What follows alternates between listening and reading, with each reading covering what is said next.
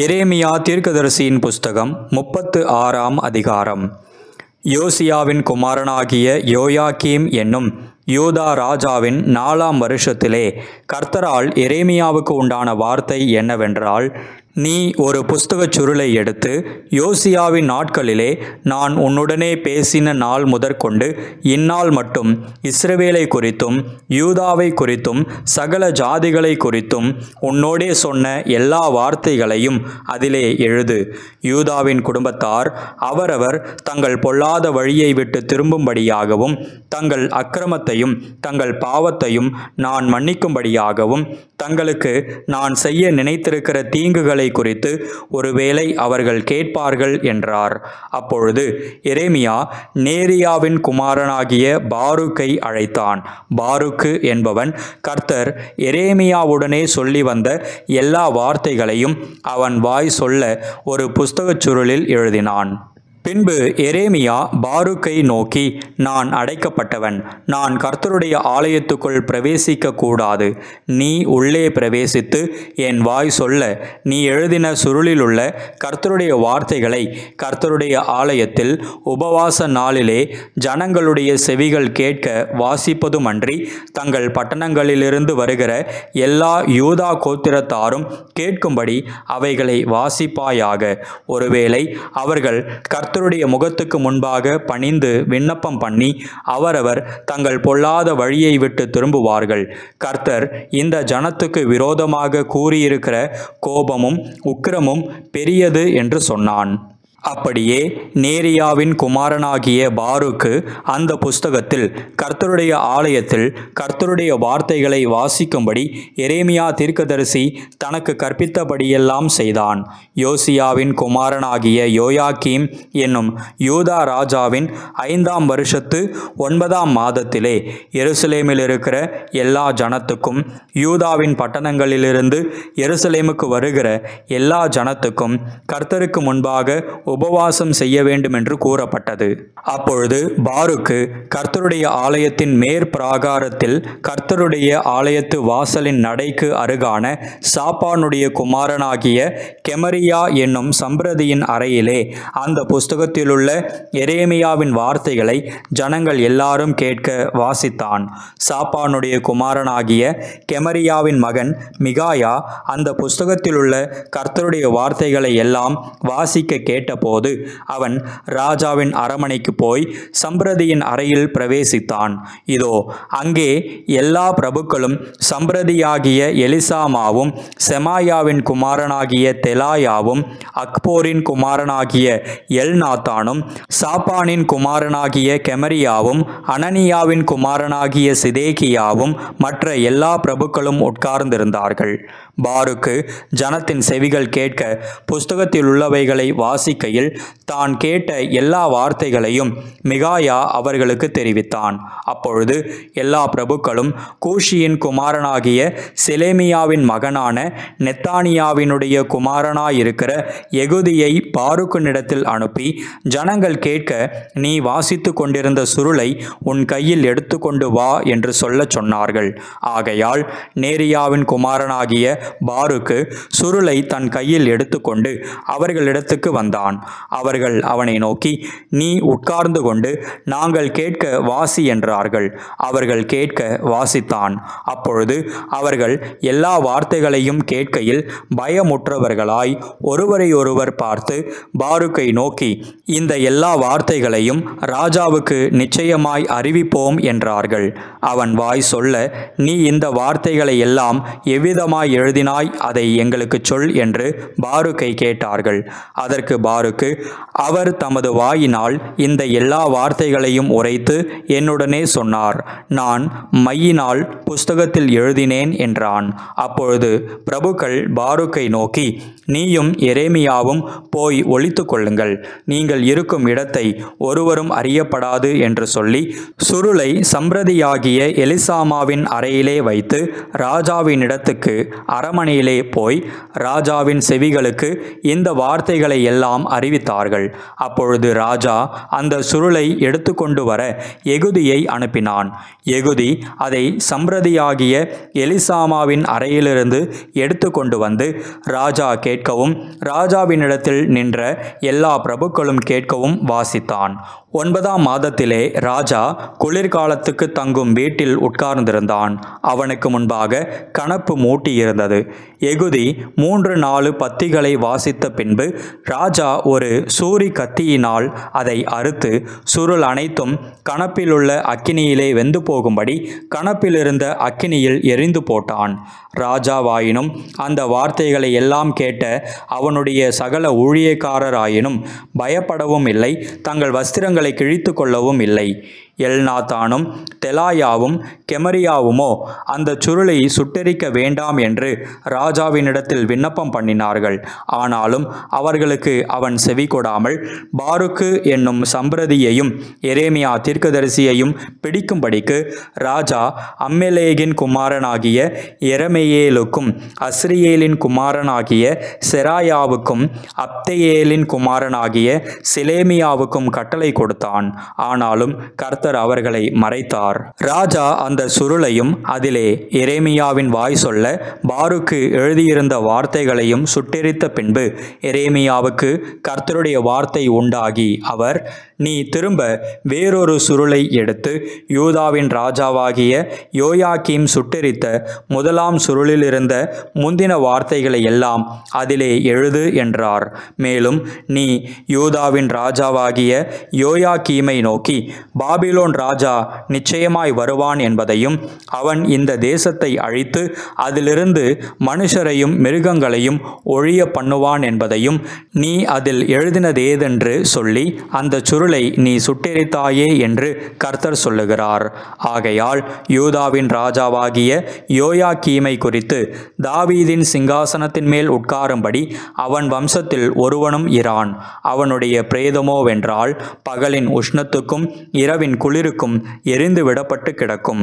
நான் அவனிடத்திலும் அவன் சந்ததியினிடத்திலும் அவன் பிரபுக்களினிடத்திலும் அவர்கள் அக்கிரமத்தை விசாரித்து அவன் மேலும் எருசலேமின் குடிகள் மேலும் யூதா மனுஷர் மேலும் நான் அவர்களுக்கு சொன்னதும் அவர்கள் கேளாமற் போனதுமான தீங்கு அனைத்தையும் வரப்பண்ணுவேன் என்று கர்த்தர் சொல்லுகிறார் என்று சொல் என்றார். அப்பொழுது எரேமியா வேறொரு சுருளை எடுத்து அதை நேரியாவின் குமாரனாகிய பாருக்கு என்னும் சம்பிரதியினிடத்தில் கொடுத்தான். அவன் யூதாவின் ராஜாவாகிய யோயாக்கீம் அக்கினியால் சுட்டெரித்த புஸ்தகத்தின் வார்த்தைகளை எல்லாம் அதிலே எரேமியா வாய் சொல்ல எழுதினான். இன்னும் அவைகளுக்கொத்த அநேகம் வார்த்தைகளும் அவைகளோடே சேர்க்கப்பட்டது. எரேமியா தீர்க்கதரிசியின் புஸ்தகம் 37ஆம் அதிகாரம்.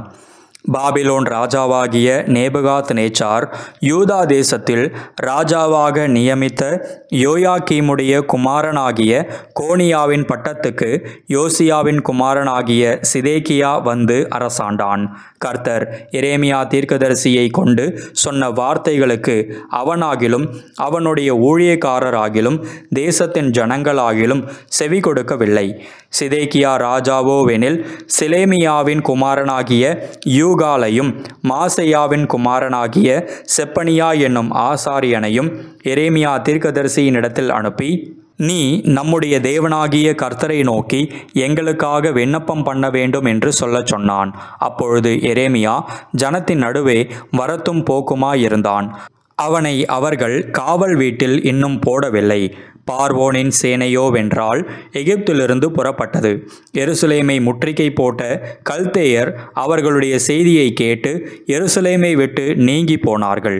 அப்பொழுது எரேமியா தீர்க்கதரிசிக்கு கர்த்தருடைய வார்த்தை உண்டாகி அவர், இஸ்ரவேலின் தேவனாகிய கர்த்தர் உரைக்கிறது என்னவென்றால், என்னிடத்தில் விசாரிக்கும்படி உங்களை என்னிடத்திற்கு அனுப்பின யூதாவின் ராஜாவை நீங்கள் நோக்கி, இதோ உங்களுக்கு ஒத்தாசையாக புறப்பட்ட பார்வோனின் சேனை தன் தேசமாகிய எகிப்துக்கு திரும்பி போகும். கல்தேயரோவென்றால் திரும்பி வந்து இந்த நகரத்துக்கு விரோதமாக யுத்தம் பண்ணி அதை பிடித்து அக்கினியால் சுட்டெரிப்பார்கள். கல்தேயர் நம்மை விட்டு நிச்சயமாய் போய்விடுவார்கள் என்று சொல்லி நீங்கள் மோசம் போகாதிருங்கள். அவர்கள் போவதில்லை. உங்களோட யுத்தம் பண்ணுகிற கல்தேயருடைய சேனையை எல்லாம் நீங்கள் முறிய அடித்தாலும் மீந்தவர்கள் எல்லாரும் காயம்பட்டவர்களாயிருந்தாலும் அவர்கள் தங்கள் கூடாரங்களிலிருந்து எழும்பி இந்த நகரத்தை அக்கினியால் சுட்டெரிப்பார்கள் என்று கர்த்தர் உரைக்கிறார் என்று சொல்லுங்கள் என்றார். பார்வோனின் சேனை வருகிறதென்று கல்தேயருடைய சேனை எருசலேமை விட்டு போன போது எரேமியா அவ்விடத்தை விட்டு ஜனத்தின் நடுவே ஜாடையாய் விலகி பென்யமீன் தேசத்துக்கு போக மனதாய் எருசலேமிலிருந்து புறப்பட்டு போனான். அவன் பென்யமீன் வாசலில் வந்தபோது காவற் சேர்வையின் அதிபதியாகிய எரியா என்னும் நாமமுள்ள ஒருவன் அங்கே இருந்தான். அவன் அனனியாவின் குமாரனாகிய செலேமியாவின் மகன். அவன், நீ கல்தேயரை சேரப்போகிறவன் என்று சொல்லி எரேமியா தீர்க்கதரிசியை பிடித்தான். அப்பொழுது எரேமியா, அது பொய், நான் கல்தேயரை சேரப்போகிறவன் அல்ல என்றான். ஆனாலும் எரியா எரேமியாவின் சொல்லை கேளாமல் அவனை பிடித்து பிரபுக்களிடத்தில் கொண்டு போனான். அப்பொழுது பிரபுக்கள் எரேமியாவின் பேரில் கடுங்கோபம் கொண்டு அவனை அடித்து அவனை சம்பிரதியாகிய யோனத்தானுடைய வீட்டில் காவற்படுத்தினார்கள். அவர்கள் அதை காவற்கூடமாக்கி இருந்தார்கள். அப்படியே எரேமியா காவற்கிடங்கின் நிலவறைகளில் பிரவேசித்து அங்கே அநேக நாள் இருந்தான். பின்பு சிதேக்கியா ராஜா அவனை அழைத்தனுப்பி, கர்த்தரால் ஒரு வார்த்தை உண்டோ என்று ராஜா அவனை தன் வீட்டிலே இரகசியமாய் கேட்டான். அதற்கு எரேமியா, உண்டு, பாபிலோன் ராஜாவின் கையில் ஒப்புக்கொடுக்கப்படுவீர் என்று சொன்னான். பின்னும் எரேமியா சிதேக்கியா ராஜாவை நோக்கி, நீங்கள் என்னை காவல் வீட்டிலே அடைப்பதற்கு நான் உமக்கும் உம்முடைய ஊழியக்காரருக்கும் இந்த ஜனத்துக்கும் விரோதமாக என்ன குற்றம் செய்தேன்? பாபிலோன் ராஜா உங்களுக்கும் இந்த தேசத்துக்கும் விரோதமாக வருவதில்லை என்று உங்களுக்கு தீர்க்க தரிசனம் சொன்ன உங்களுடைய தீர்க்கதரிசிகள் எங்கே? இப்போதும் ராஜாவாகிய என் ஆண்டவனே, எனக்கு செவி கொடுத்து என் விண்ணப்பத்துக்கு தயை செய்து என்னை சம்பிரதியாகிய யோனத்தானுடைய வீட்டிற்கு திரும்ப அனுப்ப வேண்டாம். அனுப்பினால் நான் அங்கே செத்து போவேன் என்றான். அப்பொழுது எரேமியாவை காவற்சாலையின் முற்றத்திலே காக்கவும் நகரத்திலே அப்பம் இருக்கும் மட்டும் அப்பம் சுடுகிறவர்களின் வீதியிலே தினம் ஒரு அப்பத்தை அவனுக்கு வாங்கி கொடுக்கவும் கட்டளையிட்டான். அப்படியே எரேமியா காவற்சாலையின் முற்றத்திலே இருந்தான். எரேமியா தீர்க்கதரிசியின் புஸ்தகம் 38ஆம் அதிகாரம். இந்த நகரத்தில் தரித்திருக்கிறவன் பட்டயத்தாலும் பஞ்சத்தாலும் கொள்ளை நோயாலும் சாவான். கல்தேயரிடத்துக்கு புறப்பட்டு போகிறவனோ உயிரோடு இருப்பான். அவனுடைய பிராணன் அவனுக்கு கிடைத்த கொள்ளையுடைமையைப் போல் இருக்கும். அவன் பிழைப்பான் என்பதை கர்த்தர் உரைக்கிறார் என்றும், இந்த நகரம் பாபிலோன் ராஜாவினுடைய இராணுவத்தின் கையில் நிச்சயமாக ஒப்பு கொடுக்கப்படும். அவன் அதை பிடிப்பான் என்பதை கர்த்தர் உரைக்கிறார் என்றும் எரேமியா எல்லா ஜனத்தோடும் சொல்லிக் கொண்டிருந்த வார்த்தைகளை மாத்தானின் குமாரனாகிய செப்பத்தியாவும் பஸ்கூரின் குமாரனாகிய கெதலியாவும் செலேமியாவின் குமாரனாகிய யூகாலும் மல்கியாவின் குமாரனாகிய பஸ்கூரும் கேட்டார்கள். அப்பொழுது பிரபுக்கள் ராஜாவை நோக்கி, இந்த மனுஷன் கொல்லப்பட உத்தரவாக வேண்டும். அதேனென்றால் இந்த நகரத்தில் மீதியாயிருக்கிற யுத்த மனுஷரிடத்திலும் மற்றுமுள்ள சகல ஜனங்களிடத்திலும் இவன் இப்படிப்பட்ட வார்த்தைகளை சொல்லுகிறதினாலே அவர்களுடைய கைகளை தளர்ந்து போக பண்ணுகிறான். இவன் இந்த ஜனத்தின் க்ஷேமத்தை தேடாமல் அவர்கள் கேட்டையே தேடுகிறான் என்றார்கள். அப்பொழுது சிதேக்கியா ராஜா, இதோ அவன் உங்கள் கைகளில் இருக்கிறான், உங்களுக்கு விரோதமாய் ராஜா ஒன்றும் செய்யக்கூடாது என்றான். அப்பொழுது அவர்கள் எரேமியாவை பிடித்து அவனை காவற்சாலையின் முற்றத்திலிருந்த அம்மெலேகின் குமாரனாகிய மல்கியாவினுடைய துறவிலே போட்டார்கள். எரேமியாவை கயிறுகளினால் அதிலே இறக்கிவிட்டார்கள். அந்த துறவிலே தண்ணீர் இல்லாமல் உலையாயிருந்தது. அந்த உலையிலே எரேமியா அமிழ்ந்தினான். அவர்கள் எரேமியாவை துறவிலே போட்டதை ராஜாவின் அரண்மனையில் இருந்த எத்தியோப்பியனாகிய எபெத் மெலேக் என்னும் ஒரு பிரதானி கேள்விப்பட்டான். ராஜாவோ பென்யமீன் வாசலிலே உட்கார்ந்திருந்தான். அப்பொழுது எபெத் மெலேக் ராஜாவின் அரமனையிலிருந்து புறப்பட்டு போய் ராஜாவை நோக்கி, ராஜாவாகிய என் ஆண்டவனே, இந்த புருஷர் எரேமியா தீர்க்கதரிசியை துறவிலே போட்டு செய்தது எல்லாம் தகாத செய்கையாயிருக்கிறது. அவன் இருக்கிற இடத்திலே பட்டினியினால் சாவானே. இனி நகரத்திலே அப்பமில்லை என்றான். அப்பொழுது ராஜா எபெத் மெலேக் என்னும் எத்தியோப்பியனை நோக்கி, நீ இவ்விடத்திலிருந்து 30 மனுஷரை உன்னுடனே கூட்டிக் கொண்டு போய் எரேமியா தீர்க்கதரிசி சாகாததற்கு முன்னே அவனை துறவிலிருந்து தூக்கிவிடு என்று கட்டளையிட்டான். அப்பொழுது எபெத் மெலேக் அந்த மனுஷரை தன்னுடனே கூட்டிக் கொண்டு ராஜாவின் அரமனை பொக்கிஷ சாலையின் கீழ் இருந்த அறைக்குள் புகுந்து கிழிந்து போன பழம்புடவைகளையும் கந்தை துணிகளையும் எடுத்து கொண்டு போய் அவைகளை கயிறுகளினால் எரேமியா வண்டைக்கு துறவிலே இறக்கிவிட்டு, எபெத் மெலேக் என்னும் எத்தியோப்பியன் எரேமியாவுடனே, கிழிந்து போன இந்த பழம்புடவைகளையும் கந்தைகளையும் உம்முடைய அக்குள்களில் கயிறுகளுக்குள் அடங்க வைத்து போட்டுக்கொள்ளும் என்றான். எரேமியா அப்படியே செய்தான். அப்பொழுது எரேமியாவை கயிறுகளால் தூக்கி அவனை துறவிலிருந்து எடுத்து விட்டார்கள். எரேமியா காவற்சாலையின் முற்றத்தில் இருந்தான். பின்பு சிதேக்கியா ராஜா எரேமியா தீர்க்கதரிசியை கர்த்தருடைய ஆலயத்தில் இருக்கும் 3ஆம் வாசலிலே தன்னிடத்திற்கு வரவழைத்தான். அங்கே ராஜா எரேமியாவை நோக்கி, நான் உன்னிடத்தில் ஒரு காரியம் கேட்கிறேன், நீ எனக்கு ஒன்றும் மறைக்க வேண்டாம் என்றான். அப்பொழுது எரேமியா சிதேக்கியாவை நோக்கி, நான் அதை உமக்கு அறிவித்தால் என்னை நிச்சயமாய் கொலை செய்வீர் அல்லவா? நான் உமக்கு ஆலோசனை சொன்னாலும் என் சொல்லை கேட்க மாட்டீர் என்றான். அப்பொழுது சிதேக்கியா ராஜா, நான் உன்னை கொல்லாமலும் உன் பிராணனை வாங்க தேடுகிற இந்த மனுஷர் கையில் உன்னை ஒப்புக்கொடாமலும் இருப்பேன் என்பதை நமக்கு இந்த ஆத்துமாவை உண்டு பண்ணின கர்த்தருடைய ஜீவனை கொண்டு சொல்லுகிறேன் என்று எரேமியாவுக்கு இரகசியமாய் ஆணையிட்டான். அப்பொழுது எரேமியா சிதேக்கியாவை நோக்கி, நீர் பாபிலோன் ராஜாவின் பிரபுக்கள் அண்டைக்கு புறப்பட்டு போவீரானால் உம்முடைய ஆத்துமா உயிரோடு இருக்கும். இந்த பட்டணம் அக்கினியால் சுட்டெரிக்கப்படுவதில்லை. நீரும் உம்முடைய குடும்பமும் உயிரோடு இருப்பீர்கள்.